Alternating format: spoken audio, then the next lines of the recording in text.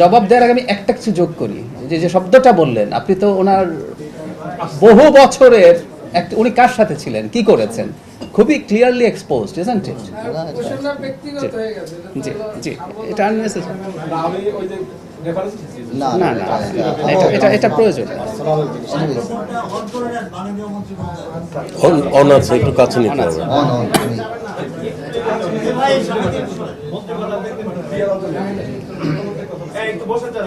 আসসালামু আলাইকুম সবাইকে, অনেক অনেক ধন্যবাদ।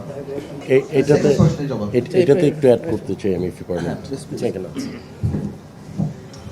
আমাদের সহকর্মী আপা যে প্রশ্নটা করলেন, আমার মনে হয় গণমাধ্যমের যে স্বাধীনতাটা এখন আছে, অতীতের চেয়ে সবচেয়ে বেশি স্বাধীনতা এখন আমরা গণমাধ্যমে দেখছি। আমরা কিন্তু সবচেয়ে বেশি, আমরা কিন্তু এটার প্রতিফলন নিউজে কিন্তু কখনো আমরা দেখি নেই যে কোথাও লেখা আছে যে গত 6 মাসে গোয়েন্দা সংস্থার কোনো ব্যক্তি গণমাধ্যমে ফোন করেননি। আমরা কখনো দেখিনি যে 6 মাসে কোনো গুম এবং বিচার বহির্ভূত সরকারের মদদে হত্যাকাণ্ডের ঘটনা ঘটেনি। তো আপনারা যখন পজিটিভ নিউজ করবেন, আমরা কিন্তু এনকারেজড হব, সরকার এনকারেজড হবে, আমরাও তো মানুষ। তো আমাদেরকে যখন পজিটিভ নিউজগুলো তুলে ধরবেন, তখন আমরা আরও ভালো কাজ, আরও ইমপ্রুভ করার অনুপ্রেরণা পাবো। অফকোর্স আপনাদের যেগুলো বাংলাদেশকে এগিয়ে নিয়ে যাওয়ার জন্য, যেগুলো তুলে ধরার জন্য যা তুলে ধরবেন, আমি অতীতেও বলেছি, সরকারের বিরুদ্ধে বলার স্বাধীনতা সকলেরই আছে, গণমাধ্যমের স্বাধীনতা অব্যাহত আছে। তবে রাষ্ট্রের বিরুদ্ধে কেউ কোনো মন্তব্য বা রাষ্ট্রের ক্ষতি হোক, রাষ্ট্রদ্রোহী কোনো সংবাদ বা কোনো কিছু প্রচার করাটা ঠিক না। সরকার এবং রাষ্ট্রর কিন্তু there is a difference, there is a line between সরকার এবং রাষ্ট্র। এই জিনিসটা আমাদেরকে মাথায় রাখতে হবে। আর আরেকটা বিষয় হচ্ছে যে আমরা, মন্ত্রী সাহেব বলেছেন বিটিভি প্লাস, আমরা কিন্তু এই জিনিসটা আজকে আলোকপাত করেছি এবং আমরা কঠোর নির্দেশনা দিয়েছি যে বিটিভি এবং সরকারের যেই সংসদ টিভি এক্সেট্রা আছে, সেখানে শুধু শুধু সরকারের সংসদ সদস্যদের এবং মন্ত্রীদের খবর যাবে তা কিন্তু না। আনুপাতিক হারে opposition members in parliament and opposition parties out of parliament, তাদের খবরও প্রচার করতে হবে আনুপাতিক হারে, এবং মানে গভর্নমেন্ট টেলিভিশনগুলোতে অ্যাটলিস্ট ওনাদের কথা যেগুলো বলছেন, সরকারের বিরুদ্ধে হোক পক্ষে হোক, জনগণের পক্ষে যে কথাগুলো, সেগুলো তুলে ধরতে হবে। এটাই হচ্ছে গণতন্ত্র। এবং আমরা এই বিষয়ে সিদ্ধান্ত নিয়েছি এবং এই বিষয়ে সিদ্ধান্ত কার্যকর করার জন্য আজকের থেকে নির্দেশনা দেওয়া হয়েছে। ধন্যবাদ।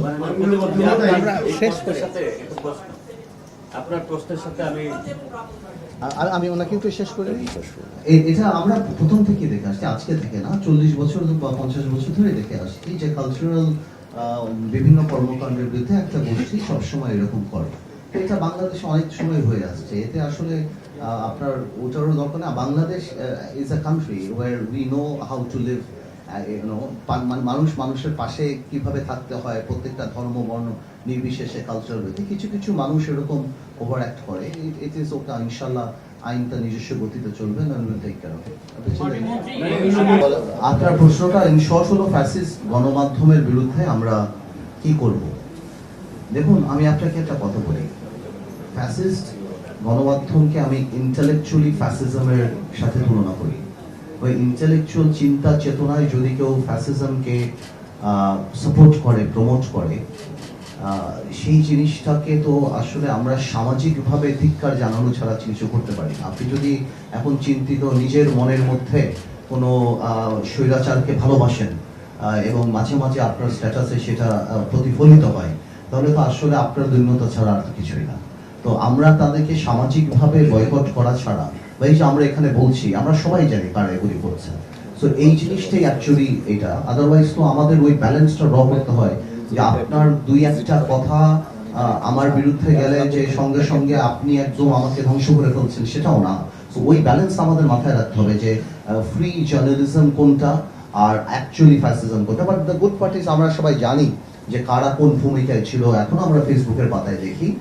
বাট ইনশাল্লাহ আমরা মাথায় রাখবো যে আমরা যখন বুঝবো যেটা ম্যাচিউরড হয়ে যে আসলেই যে তারা রাষ্ট্র বিরোধী কোনো কাজ যখন করছে, তখন ইনশাল্লাহ law will take its own course. But সত্যি কথা বলতে ইন্টালেকচুয়াল ফ্যাসিজমের জন্য সামাজিকভাবে আমরা তাদেরকে ধিক্কার করব এবং আমরা তারা বাংলাদেশ বা মুক্ত বাংলাদেশ বা নতুন স্বাধীন বাংলাদেশের এই চেতনায় বিশ্বাস করে না, সুতরাং তারা তাদের মতো থাকবে। সেটাই আমার মনে হয় তাদের জন্য সবচেয়ে বড় বিষয়।